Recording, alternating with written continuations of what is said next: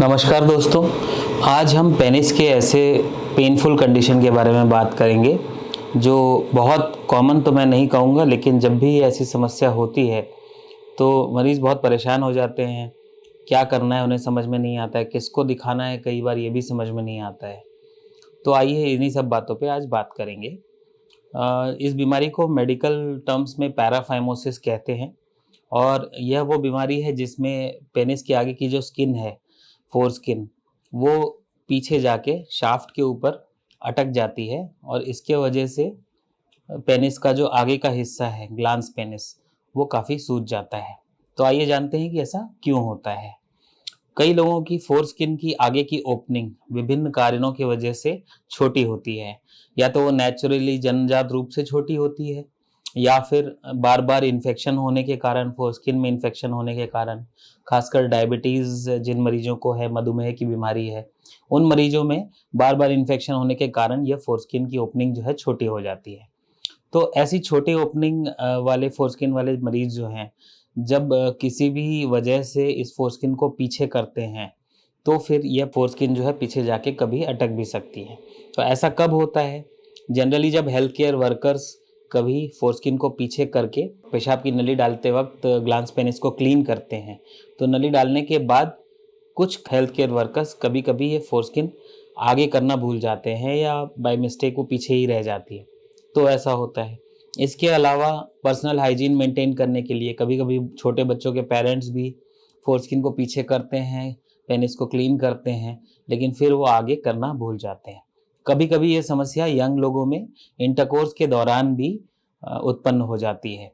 तो किसी भी कारण से अगर फोरस्किन पीछे रह गई है और वहीं रह के अटक गई है, तो आगे की जो पेनिस का भाग है, जो ग्लांस पेनिस है, उसका जो ब्लड है वो पीछे आ नहीं पाता, उसी में एक्यूमुलेट होता जाता है। भरते हुए ब्लड के कारण यह स्किन जो है, ये ग्लांस पेनिस जो है, सूज जाती है, उसमें लालपन हो जाता है और काफ़ी दर्द होता है। तो यही इस पैराफाइमोसिस का कारण यही है। आइए जानते हैं कि इसका उपचार कैसे करेंगे। तो पहले तो मैं ये बता दूं कि जब ये स्थिति उत्पन्न होती है, तो सबसे पहले आपको पास के यूरोलॉजिस्ट से मिलना चाहिए। अगर यूरोलॉजिस्ट उपलब्ध नहीं है तो पास के हॉस्पिटल में जो भी स्पेशलिस्ट उपलब्ध हैं उनको दिखाइए।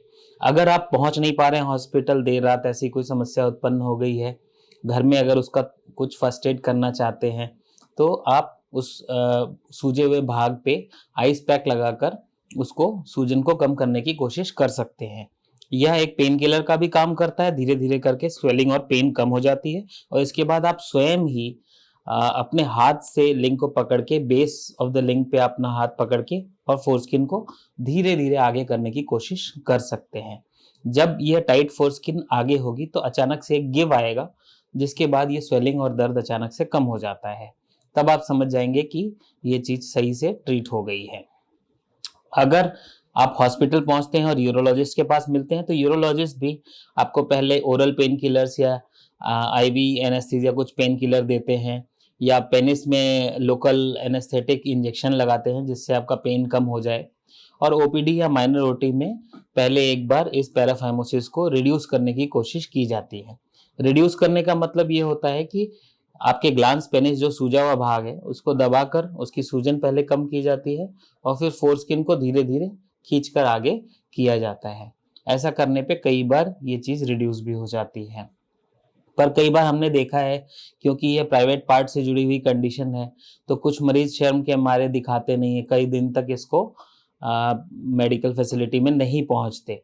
तो धीरे धीरे ये करके ये फोरस्किन जो है बहुत ज़्यादा सूज जाती है। कई बार इसमें इन्फेक्शन भी हो जाता है, नीलापन, कालापन, इस तरह से इसमें ब्लड के प्रवाह की कमी की वजह से इस तरह की प्रॉब्लम्स भी होती हैं।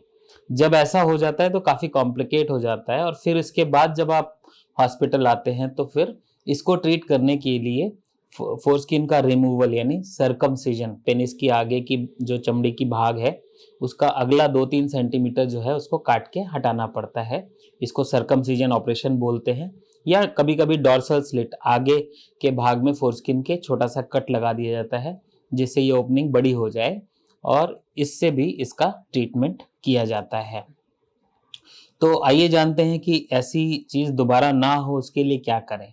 जिन मरीजों को पैराफाइमोसिस की बीमारी एक बार होती है, उसमें ये दोबारा भी हो सकती है। तो ऐसे मरीजों में इसको दोबारा इसकी पुनरावृत्ति ना हो, इसके लिए डॉक्टर कई बार सर्कमसिजन एडवाइस करते हैं और अगर वो ऐसा कहते हैं तो आपको छोटा-सा ऑपरेशन करा लेना चाहिए।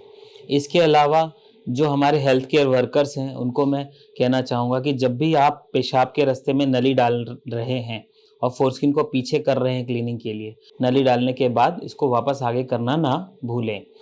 मरीज भी इस बारे में जागरूक रहें। जब भी ऐसा फोरस्किन पीछे कोई करता है नली वगैरह डालने के लिए तो इसको वापस आगे कर लेना है।